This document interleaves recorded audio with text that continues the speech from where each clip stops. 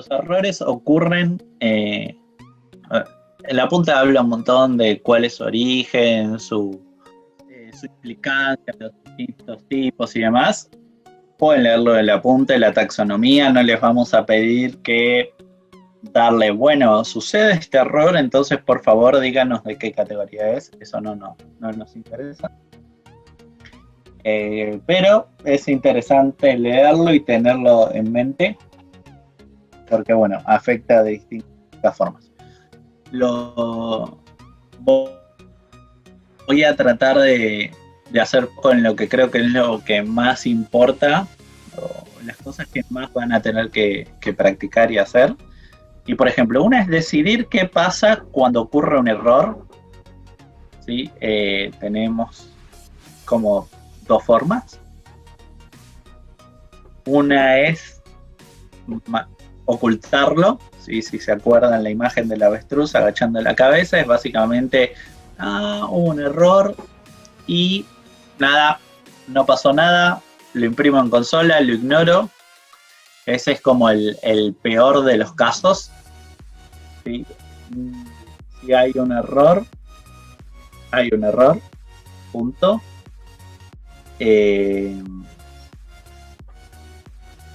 Tienen que hacer algo, ¿sí? La peor situación es ocultarlo. ¿Sí? Fíjense que a este muchacho lo están lanzando de la ventana, ¿sí? Eso es lo que pasa por nuestras cabezas cuando tal vez atrapan una excepción y no hacen nada con ella. Bueno, es lo que estamos pensando por dentro. Bueno, si es una excepción o si es otro mecanismo, las opciones donde hacemos algo es propagarlo, ¿sí? Decidimos que, por ejemplo, se siga propagando, sea si es una excepción burbujeando hacia arriba o si es un valor de retorno retornándolo. O manejarlo, que es tengo información suficiente como para corregir ese error y volver a un estado estable. O sea, sé lo que tengo que hacer para que ese error no se siga propagando y tengo una decisión tomada sobre qué hacer. Por ejemplo, no sé, si estoy en una pantalla y me ocurre un error, o sea, si estoy modelando lo que es la presentación, la vista, o sea, lo que ve el usuario, sé que si ocurre un error tengo que comunicárselo, ¿sí? Sería pésimo, por ejemplo, no sé, voy a hacer una transacción bancaria, le pongo que le transfiera la plata a tal, a Juancito, le transfiero 100 pesos, le pongo transferir. Imagínense que ocurre un error, no sé, de comunicación, de red, o porque no tengo saldo, y en vez de enterarme que no tengo saldo o que no se pudo guardar en la base de datos o porque no se pudo hacer la transferencia, no me dice nada. Tipo, imagínense la desesperación de eso, que le pongo transferir de nuevo, no le pongo transferir, ¿qué hago? Y entonces, por ejemplo, una pantalla lo que podría hacer es, como soy el nivel más externo y no hay nadie más, decidir mostrarle al usuario, che, mira, esta transacción no se pudo hacer. ¿Sí?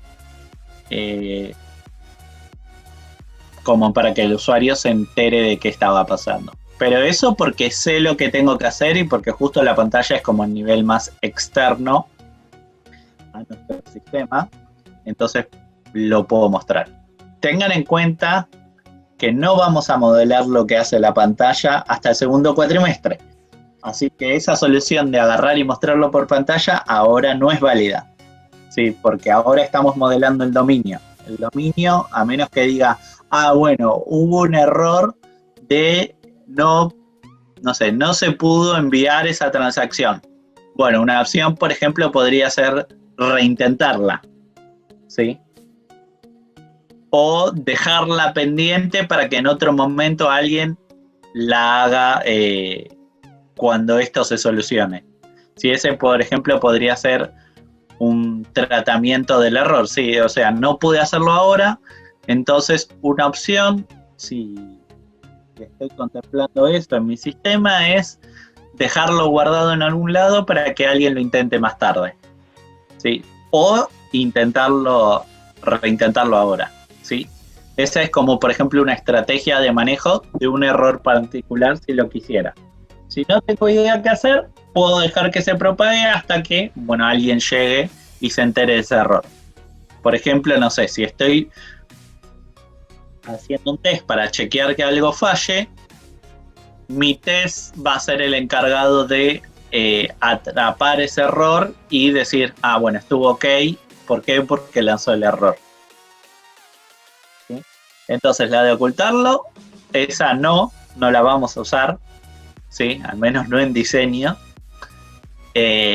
Vamos a ver cómo manejarlo y cómo tratarlo, y tenemos estas dos opciones. En general, van a ir por la opción de que se propague, porque en general no hay información suficiente como para tratar el error adecuadamente, ¿sí? y corregirlo. ¿Se entiende más o menos la idea de las 2 o 3 estrategias que hay? Que se propague sería que tire una exception. Que se propague, por ejemplo, si algo lanzó un error informándole, o lanzó una falla informándola como una excepción, que se propague es que siga burbujeando hacia arriba, como el mecanismo normal de las excepciones. Es que el que te llamó a vos se entere que eso rompió. Claro, y que termine en el sistema operativo, asumo. Sí, eventualmente eso va a terminar alguien, por ejemplo en Java va a terminar en la máquina virtual y va a cerrar el programa mostrándote esa falla. Claro. Sí. La idea es que los componentes que te fueron llamando se vayan enterando. A eso es lo que llamamos propagación. Excelente, clarísimo. ¿Alguna duda más por acá con esto?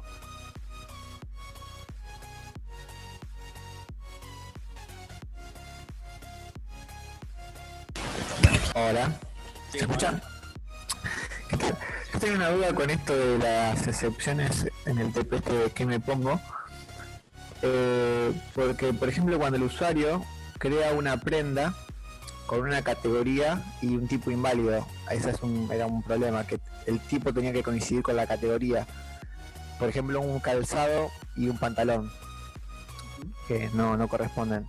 Ahí se puse que se genere una excepción en la clase prenda y que se pague hacia lo que sería el gestor de atuendos que está por encima, y ahí le puse que lo atrape, y justamente cometí el error de mostrar ese error, esa excepción por pantalla. Claro. Pero normalmente ese gestor de atuendo, primero, cuando estamos modelando en el dominio, no va a existir. Sí, eso yo me imagino que ese gestor de atuendo representa lo que en el segundo cuatrimestre va a ser la pantalla. Como que no debería tener demasiadas responsabilidades. Ahora en la segunda parte, cuando veamos el diseño de qué me pongo, vamos a hablar de qué cosas entran y qué cosas no entran, como para reafirmarlo. Pero que haya fallado está perfecto, ¿sí? Lo que ahí quitaría tal vez es esa abstracción gestor de atuendo, que seguramente está haciendo como medio un pasamanos o un mostrar por pantalla. Sí, con el resultado. Hace eso. Por eso. Exactamente, eso va a ser parte del segundo cuatrimestre cuando modelemos lo que es la visualización de este dominio o la interacción con este dominio. Sí, por ahora objetos que estén haciendo esas cosas no vamos a tener. Dale, gracias. No, vamos a tener solo los objetos puros que representan al modelo de negocio. Pero lo de fallar está perfecto, es un ejemplo, es un buen ejemplo. Claro, y una pregunta, por ejemplo, ahora en el ejercicio que me pongo. Por ejemplo, me dice, yo tengo que ingresar a qué me pongo esto y esto. ¿A mí me importa cómo van a llegar esos datos o asumo que de algún lado van a llegar? Llegan de alguna forma. Tipo, es interacción con el usuario y eso no va a estar modelado aún, solo te importa es que de alguna forma al objeto le puedas setear esas características. sea por Buenísimo. setter, por constructor. Claro, pero mínimo tengo que tener el constructor o el setter como para que se entienda que Exactamente. tengo Con una eso función que vos pueda hacer desde eso. el lado del dominio estás cumpliendo el requerimiento. Claro, genial. Después vamos a ver en el segundo cuatri cómo hacer para que si genera una pantalla donde puedan ingresar algo y eso se asocie al dominio ese que vos planteaste original. Dentro del apunte hay varios como mecanismos de error. Caller return, los dos más importantes que es importante que diferencien son call and return y excepciones. El call and return básicamente es retorno un numerito que me dice si salió bien la operación o no. No sé, por ejemplo, si le pedí que transfiera plata, no sé, un monto, 10, a tal persona, esa operación normalmente es una operación que tiene efecto y no tiene ningún retorno. Bueno, por ejemplo, en vez de usar excepciones, podría retornar un booleano con un true si fue satisfactoria y un false si no fue satisfactoria. Ese sería el mecanismo de call, o sea, llamo y me retorna un valor con el resultado de la operación. Es un mecanismo simple a veces, o es un mecanismo que, por ejemplo, en C es un mecanismo muy utilizado porque por defecto no hay excepciones. Entonces es la única forma de modelar errores con un valor de retorno y una variable global hermosa que se llama error número algo. Y es la forma que, por ejemplo, C modela normalmente los errores, ¿sí? Con un valor de retorno que normalmente es negativo cuando la operación falla y positivo si la operación se hace bien, y dejando en una variable global cuál fue el error en particular. Eso sería lo que es call and return. El problema de call and return es que, por ejemplo, la propagación esa que hablábamos antes, hay que hacerla a mano. Hay que decir, por ejemplo, si yo tengo el objeto A que llama al objeto B, el objeto B que llama al C. C no puede hacer la operación y retorna un false a B. Entonces, si quiero seguirlo propagando, explícitamente hay que decir B retorna un false o B retorna el booleano hacia el objeto A. Sí, no hay una propagación automática. Solo hay un numerito que me dice qué cosa falló y no tengo información de por qué ni en dónde, como que le falta más data a eso.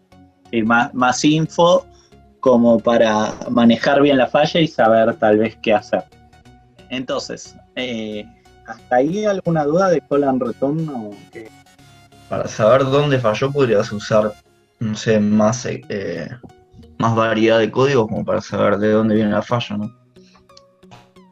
Sí, pero bueno, eso me lleva a un control como más fino de todos los posibles casos y, por ejemplo, no sé, no tengo información voy a saber qué falló, pero tal vez no voy a saber quién lo llamó o por qué objetos pasó o Claro. en qué contexto fue llamado, no sé, con qué parámetros.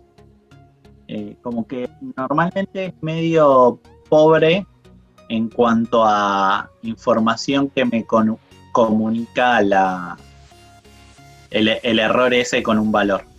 Entonces, para eso, en lenguajes orientados a objetos existe ya un mecanismo predefinido para comunicar fallas, que son las excepciones, que son fáciles de usar porque básicamente es throw new de un objeto. Ese objeto lo único que tiene que cumplir es que sea una instancia de exception, ¿sí? de una clase en particular. Y esto pasa en Java, en JavaScript, en Wolo, ¿sí? Cuando ustedes lanzan una excepción, es un objeto que se instancia de cierta clase. Y cuando hacen eso, se aborta el flujo de ejecución. Eso es muy importante sobre las excepciones. Abortan el flujo de ejecución. ¿Qué significa eso? Que todas las llamadas que se hagan abajo de ese from new no se hacen, tipo no se ejecutan, y se va propagando hacia los distintos objetos que lo llamaron, ¿sí? O sea, si volvemos al caso de A, B y C, si C lanza una excepción, B tiene dos opciones, o atrapar la excepción o dejar que se propague, que es por default lo que hace. Entonces, si B no pone ningún código para manejar esa excepción, A se va a enterar de esa excepción, y el que haya llamado a A también se va a enterar de esa excepción y se va a seguir propagando, ¿sí? Se aborta el flujo y se va propagando hacia arriba en el conjunto de llamadas que hubo. Eso es muy importante que se entiendan, porque nada, es como la cosa más importante. ¿Sí? Eso evita que el sistema siga operando en una condición inválida o cuando ocurrió una falla. ¿Sí? Es importante abortarlo para que no se siga propagando ese error y queden más cosas inconsistentes en el sistema. Bueno, tienen un stack trace que es como el conjunto de llamadas, o como que te va diciendo pasó por acá, por acá, por acá, por acá, y en este punto se lanzó. ¿Sí? Si ustedes leen un stack trace, la primera línea es como el lugar donde se lanza la excepción, y de ahí para abajo son los que fueron llamando a ese método que lanzó el error. ¿Sí? Entonces, cuando leer el stack trace es muy importante, porque eso me da información de dónde se originó la falla y por dónde fue pasando y ocurrió esa falla. ¿Sí?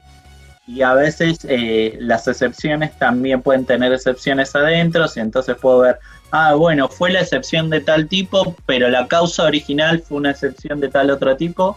Así que una cosa muy importante para cuando lean me tiró un error o me tiró algo me tiró una excepción, es que traten de entender bien el stack trace y de qué está pasando, cuál es la causa original de la falla y determinar por qué llegó a esa condición de error.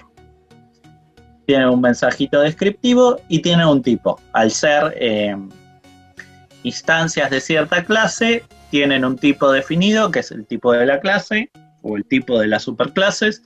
Eso es bastante útil, por ejemplo, para hacer un catch y atrapar un tipo de error en particular, ¿sí? Y dar tratamiento a ese tipo de error o a ese conjunto de tipos de error. Por eso es importante manejar el tipo, porque me va a decir información específica o genérica sobre el conjunto de esos errores.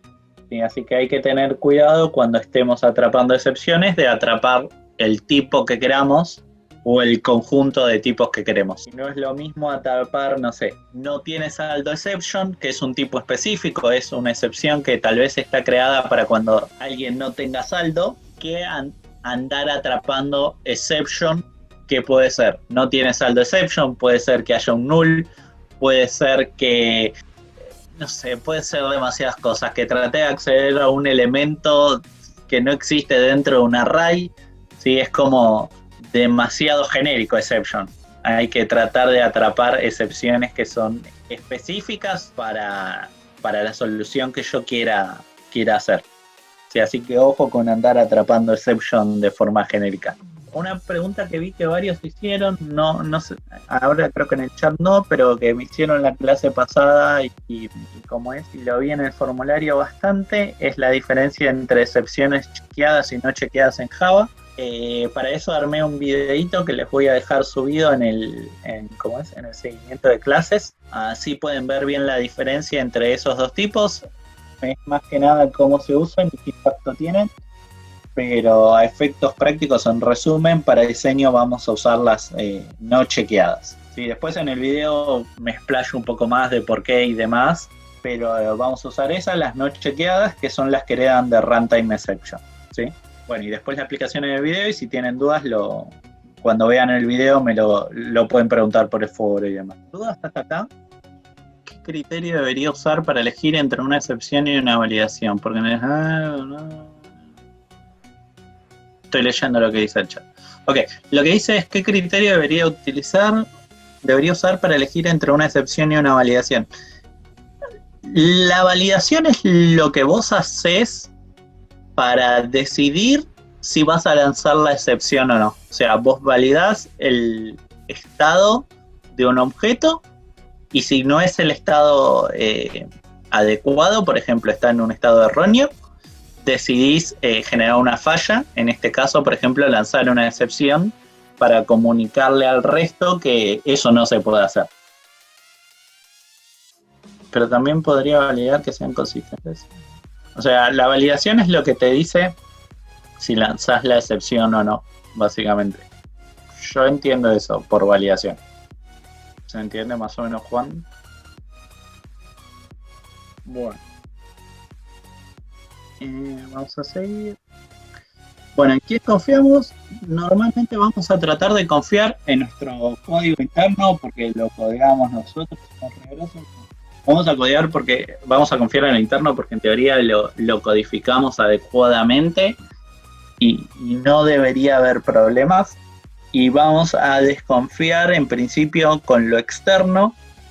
Si los datos que por ejemplo ingresa un usuario que me vienen de un servicio externo, como toda esa información que tal vez no tenemos control y no sabemos si llega bien y adecuadamente o si nos están usando adecuadamente, vamos a desconfiar de ellas, ¿sí? De lo que es externo, de lo que nosotros no tenemos control. Y una vez que entró a nuestro sistema, porque pasó las validaciones y se está manejando internamente, vamos a tratar de confiar de que lo estamos usando correctamente en nuestro sistema, porque para eso lo diseñamos. Entonces, como una regla en general y para no llenar el código de validaciones por todo lado, es validar cuando viene algo desde afuera de nuestro sistema, y cuando viene algo internamente o se maneja internamente, vamos a confiar de que nos usan adecuadamente. Eso nos va a evitar tener una paranoia general y tener todo el código lleno de validaciones que sea imposible de entender. Si no, es un quilombo andar validando todos los parámetros de todos los métodos, todos los parámetros de todos los constructores. Es imposible. Es inmanejable y vamos a perder un montón de tiempo validando eso. Entonces, como regla, vamos a tratar de usar eso. Sobre lo que no tenemos control, o sea, lo externo, vamos a hacer validaciones para asegurarnos que las cosas entran de forma consistente a nuestro sistema y luego vamos a confiar en ellas.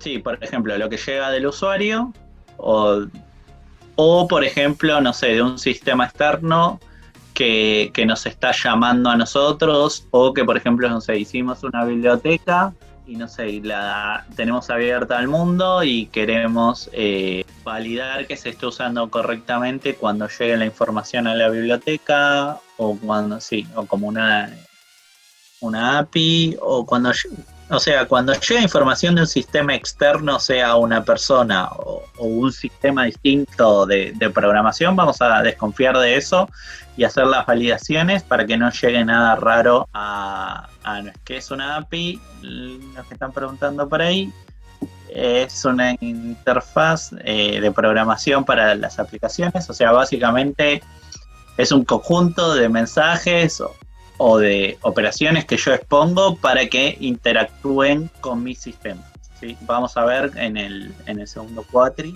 una forma de exponer nuestras operaciones y que otro pueda interactuar con ellas, pero básicamente es yo programáticamente defino un conjunto de operaciones que voy a exponer para que utilice un tercero de forma programática, sea porque hice una biblioteca y les puse ciertos métodos públicos y él me puede usar.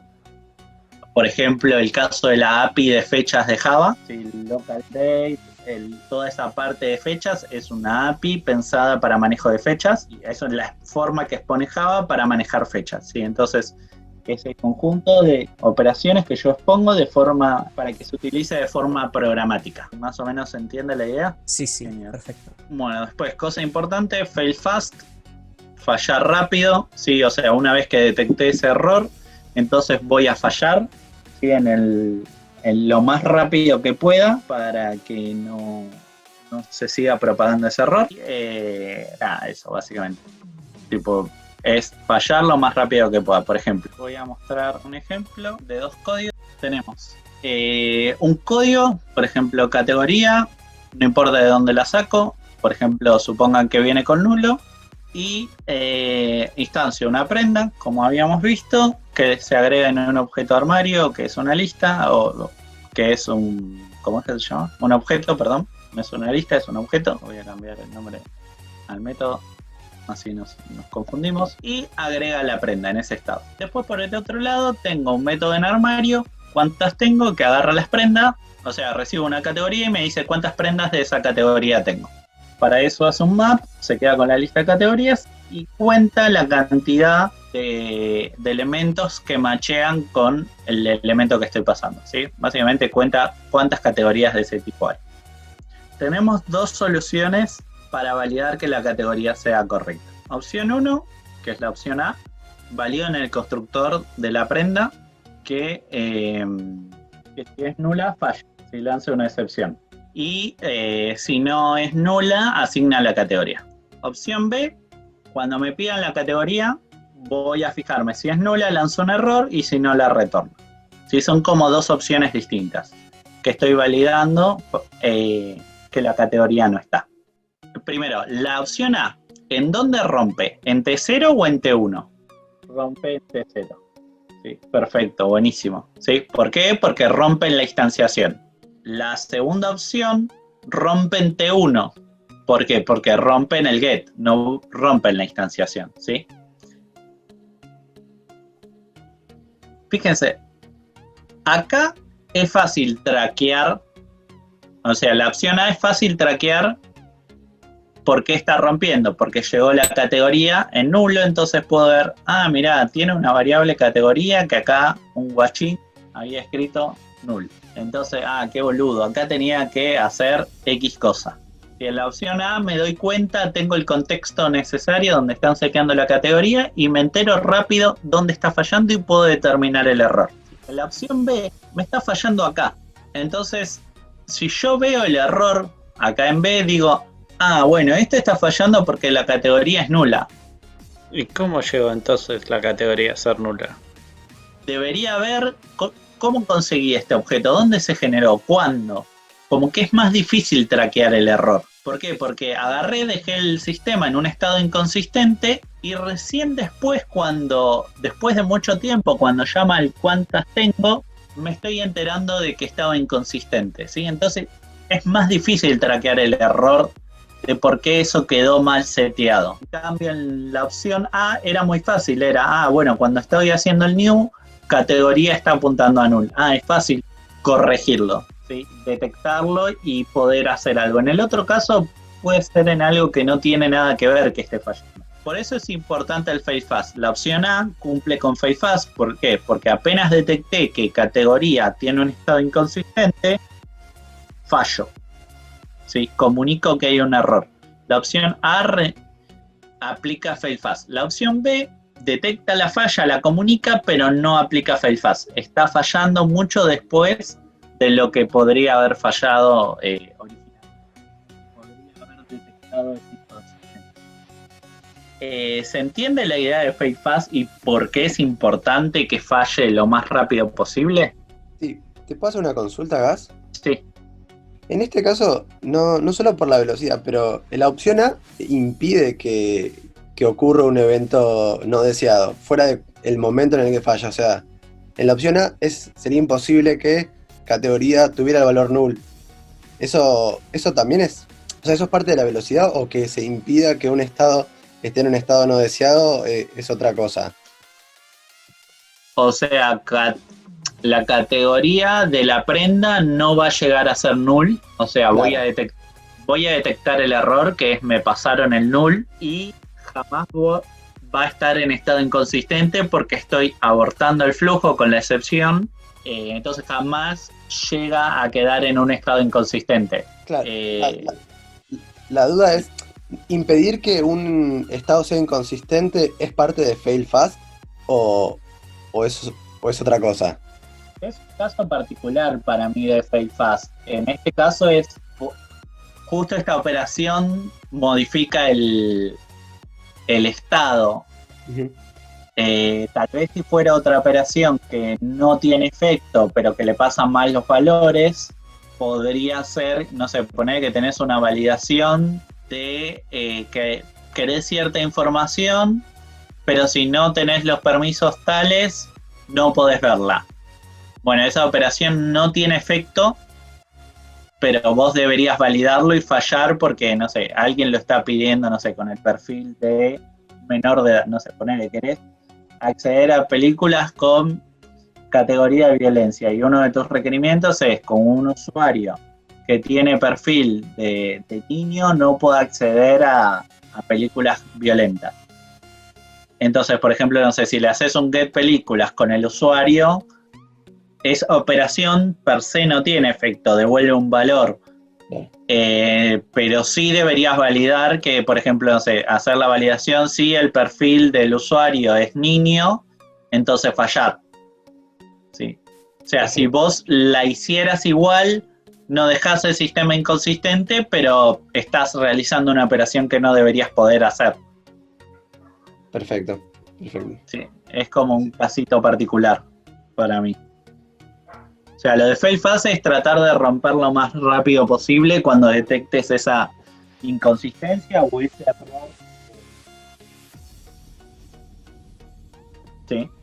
Perfecto, gracias. No, de nada. ¿Alguna otra duda sobre esto? Si hubiera más operaciones que modifiquen categoría en la opción, tendría que ir buscando cuál de todos genera un estado de valor. En la opción B, sí. Exactamente.